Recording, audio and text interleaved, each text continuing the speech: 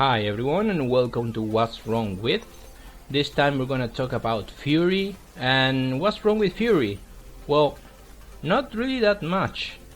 Furi is an action game, is a sort of hack and slash third-person action game from game backers. It can be also a shoot 'em up sometimes. It can feel almost like a shoot 'em up sometimes. You use a sword and you use a pistol, and the game goes from a third-person kind of camera sometimes to an isometric camera, even when it goes further away from the character.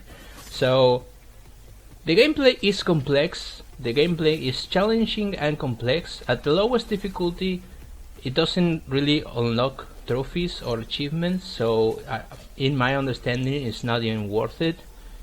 Because it's actually really easy. But if you want to feel the game and try it out for yourself, it's very recommendable to start there. Now if you're looking for something challenging, if you're looking for something close to Metal Gear Rising: Revengeance or Ninja Gaiden,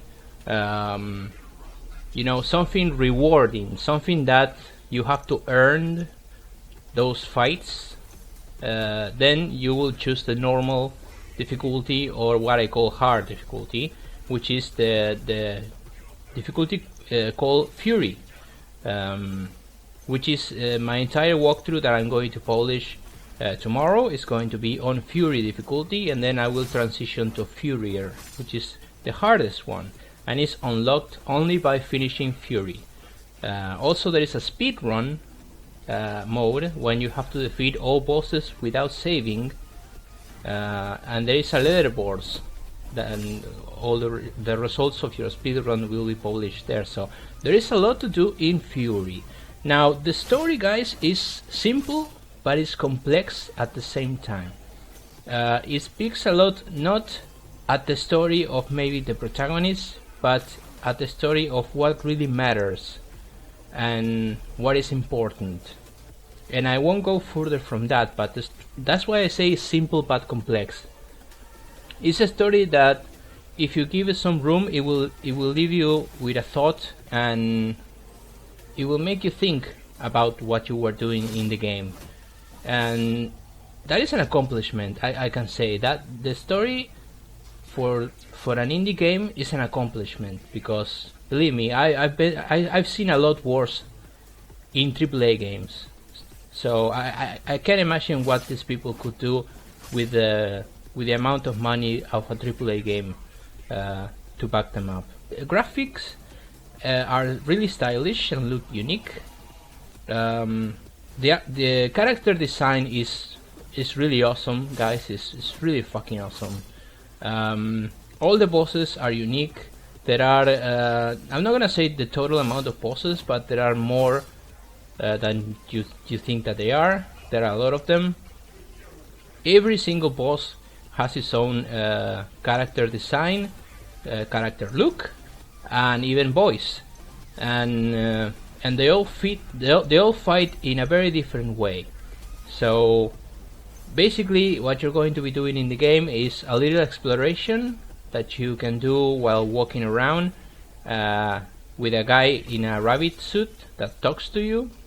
A lot of reminiscent to Donnie Darko, and he's gonna talk to you about a lot of things, and it regards the story, so I'm not gonna comment too much, but it's actually cool scenes because everything is accompanied by the best fucking soundtrack that I've heard in like the last couple of years. The soundtrack is amazing. You should definitely just buy the game because of the soundtrack.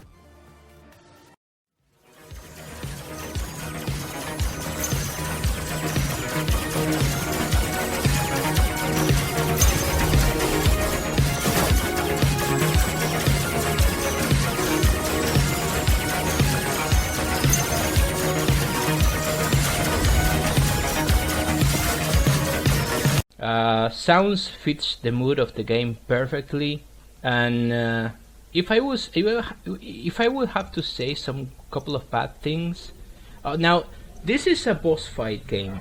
It's a game that you're only going to be fighting bosses. There is no levels per se with enemies that you have to fight prior to a boss. It's a boss rush game, so if you like that idea, this is the best thing that there is, because what was the last time that there was even a boss rush mode inside a game? Like a long time ago, right? So okay, so a couple of bad things, for me at least. The controls, that you're unable to remap the controls is kind of annoying, because some of the layout of the control is counterproductive, in the sense that when you have to parry, because there is a system that you can block attacks, but you cannot hold the block. You have to block at the exact timing. See why I mentioned Metal Gear Rising: Revengeance? So everything is rewarding here. If you block, you heal. It's the only way to heal in the game. So if you block, you heal, and if you block, it's timed. And if you do an even more perfect block at the very last moment when the enemy is about to hit you, you'll do a perfect block when you do an automated attack. So I think that the blocking mechanic and the button design could have been better. I think shooting with the right stick is fine. It's very natural, but I would have preferred maybe the right trigger to kind of point in a direction, like with an on-screen arrow or something like that, and shoot with a trigger, because it would allow me to actually use the triggers, because the triggers are not used like in any way. The control layout is really simple actually, but the game is complex. The gameplay is complex, so I would have liked a better remap of the controls, or at least give me the ability to remap the controls myself and play like I want.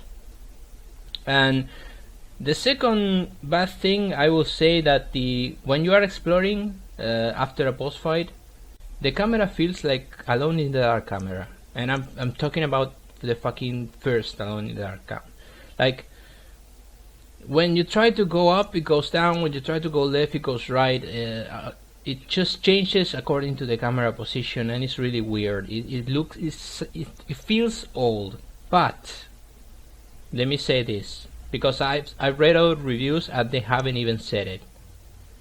If you press X in the PlayStation 4 or A in PC, if you're playing with an Xbox controller, you can just walk automatically when you need to go. The character just walks automatically there, and you just can relax, listen to the music, which is really cool, and also listen to the rabbit that will constantly talk you about important stuff of the story. So is it really something that detracts from the game? Not really, because they were kind enough to just allow you to press one button, leave the controller, and relax a bit, and listen to the music and the story unfold. So, but if you're trying to do the exploration by yourself, you're gonna have a bad time. You should just press the button and walk towards the next boss fight. Besides, if you're wondering, the exploration there's nothing hidden. There are no collectibles, so you don't really have to explore when you can, you know. There are some secrets in the game. There are some twists in the story. I'm not gonna go on specifics because I want you to get the surprise yourself. The ending is really cool. What else can I say? I guess it all comes down to, is it worth it? Is it worth it for you to buy it or not? This is my qualification system, right? I'm never going to do a 1 to 10, a 1 to 5, a 1 star to 5 stars. Those fucking horrible, totally arbitrary fucking pointing systems that fail at the first sight of anything, because you point something 7 out of 10 and then you point something else 7 out of 10, and that means that it's the same level of quality. Sometimes it's not. So I'm just going to say if it's worth playing and if it's worth buying. Right off the bat, this game is free if you have a PlayStation Plus on PS4. So why wouldn't you play it? The game is great. That's my qualification. The game is great. It's really fun, and that's what the game's supposed to be. So if you have PS Plus, just right off the bat, go and play it. Download it and play it. Tomorrow, Tuesday, right? Yeah, to go and play it. If you have a PC, it's going to cost $24.99, I believe. I should say, is it worth buying it? If you are a fan of hack and slash games, if you like challenging games, if you like Metal Gear Rising Revengeance, if you like action hack and slashes, you know, if you like even Dark Souls, if you like Darksiders, if you like Ninja Gaiden, not Ninja Gaiden 3 please, but Ninja Gaiden 2, Ninja Gaiden Black, what else? If you like boss fights, if you really enjoy boss fights overall, all of those reasons are very strong reasons to pick up this game. If you like one of those reasons, it's really worth it, because you get a single player story, 3 difficulties.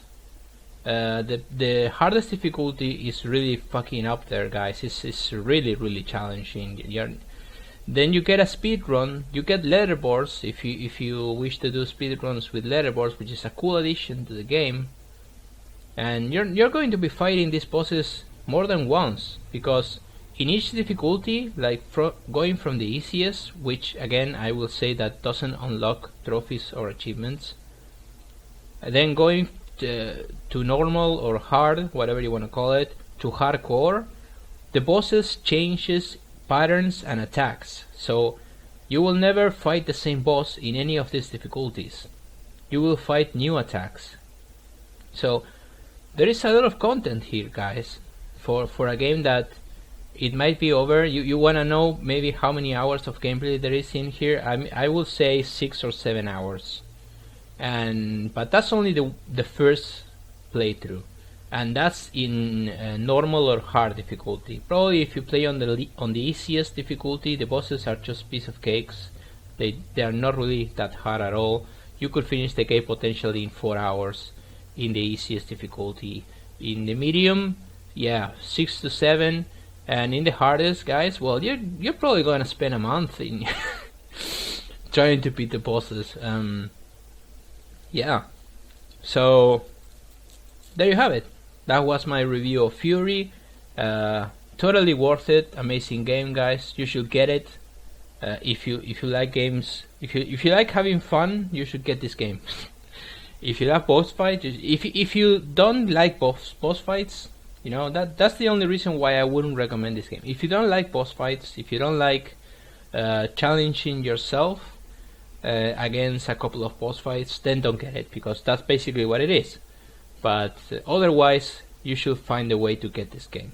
So thank you guys for watching. I'll be covering this game on Furi difficulty and on Furier difficulty, and yeah, I'll see you later, guys. Take care. What more could you possibly ask of me?